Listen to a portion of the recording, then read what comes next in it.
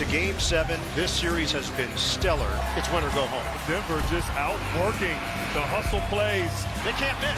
I didn't see this coming at all, the way this series has gone. It's been an offensive explosion for the Nuggets in that third quarter. Everything going right.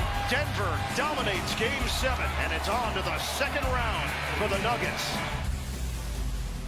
The Nuggets are moving on after a dominant Game 7 win. We now bring in 13-year NBA vet Quentin Richardson and Anscape senior writer David Dennis Jr.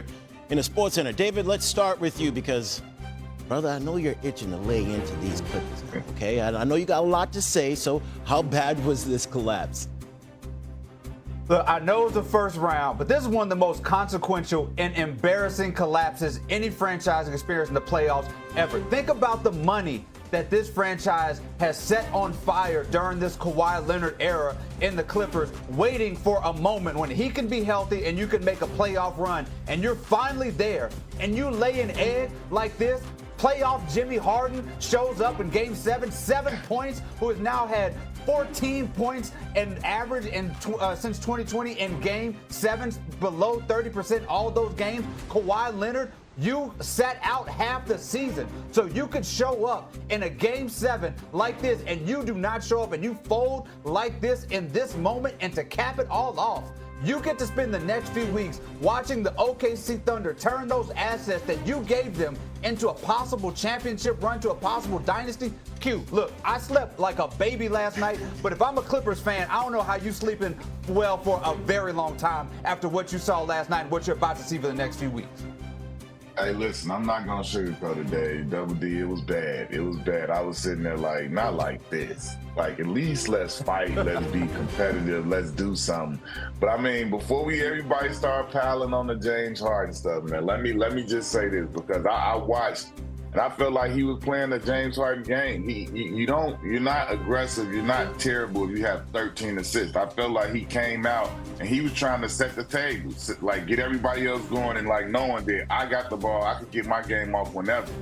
He did a good job of getting people out. 13 assists is not easy to do. We all know that. And the blowout came too quick. He didn't get a chance to get himself going and try to get himself to go off, because the snowball effect came, everything rolled up too fast, and before you know it, you're down 19, 20 points, and you looking upward at everything, and the crowd is yelling, the crowd is loud, everything came at him too fast, and I think it was just a bad night on the worst day possible in the Game 7. We got a little bit of yin and yang over here. Double D was cooking, and Q calmed things down just a little bit, but the Nuggets are the first team to outscore an opponent by 15-plus points in multiple quarters in a Game 7 in NBA history. They now turn their attention to the Thunder, though. A little bit of a scary team, but listen to this real quick. Denver interim head coach David Adelman was asked about facing OKC, and this is what he said. They're the best team in the NBA throughout this season. And I had a really good friend the other day make me feel awful. I said, yeah, if we win this series, man, we got to play a team that's 68-14. He said, no, man, they're 72-14. I said, okay, that's right. Appreciate that, bro. Yeah. So you're going up against some dogs, some young dogs who got some rest as well. So, Q, how can Denver upset OKC? Me personally, I don't think they can, but I think the best case scenario for them to try to is Jamal Murray has to go nuclear. Jamal Murray has to be that superstar guy that we've seen in the bubble, and we've seen pop in and out at different times and go for 30, 40 points. Because we've seen that Joker is going to be a consistent variable that's going to be there every night, just depending on how high and how low he may go. But he's going to be triple-doubling and getting his points, so we know that he's going to be there.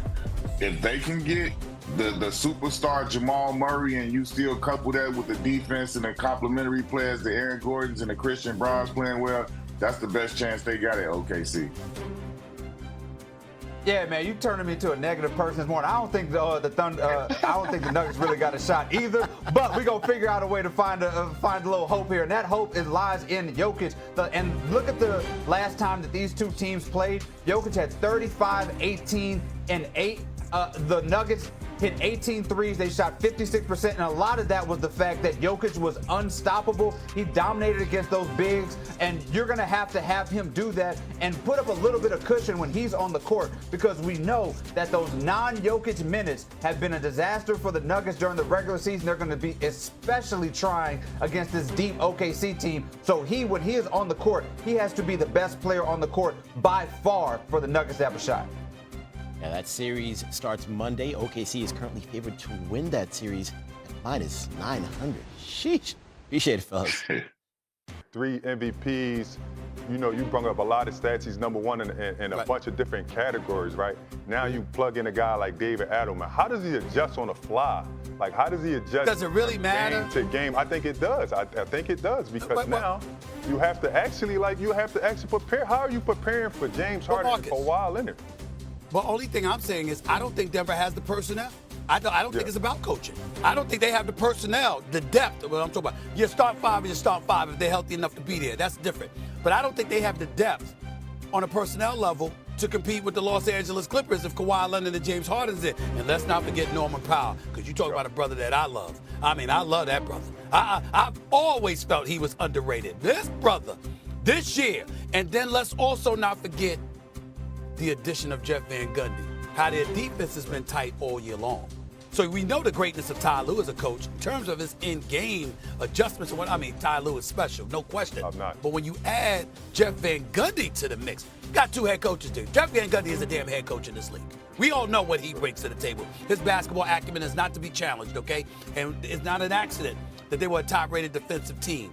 But then to have their offense flowing like this with Kawhi and James Harden and Powell. I mean, listen, I ain't going to go as far as Lethal Weapon 3. This ain't college at Georgia Tech with Kenny Anderson, Brian Oliver, and D3 Dennis Scott. But damn it, you remember those days. It was special.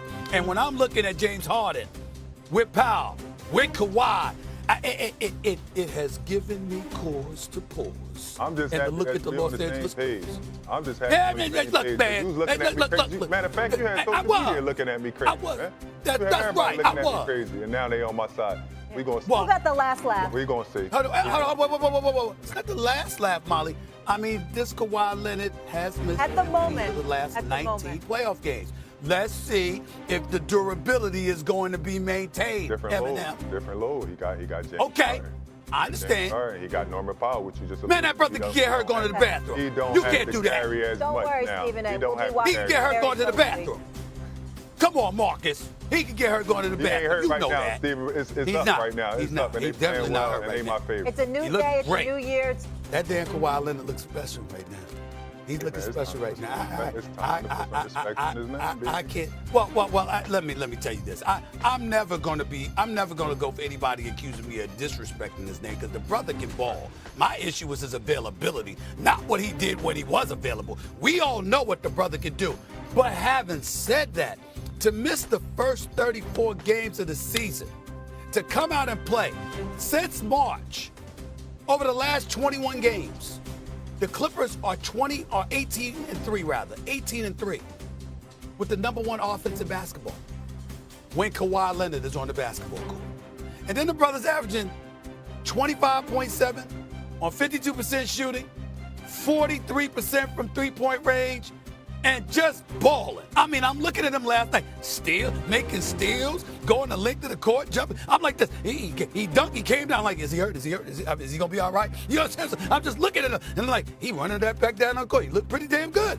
And I'm looking at him, and I'm saying, ooh, this is going to get very interesting, because here's what it comes down to. With Kawhi Leonard healthy, Kawhi Leonard can carry the Los Angeles Clippers to the conference finals.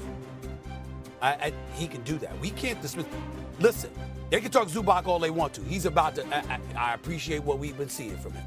It's about to come to an end. Now you going up against the Joker. You can wrap that up. All that stuff you've been doing numbers-wise, it ain't gonna be anything compared to his numbers, okay? But Kawhi and James Harden could deliver the goods in a series against Denver. And this Kawhi Leonard that I'm looking at right now, if that brother with this James Harden that I've been seeing, man,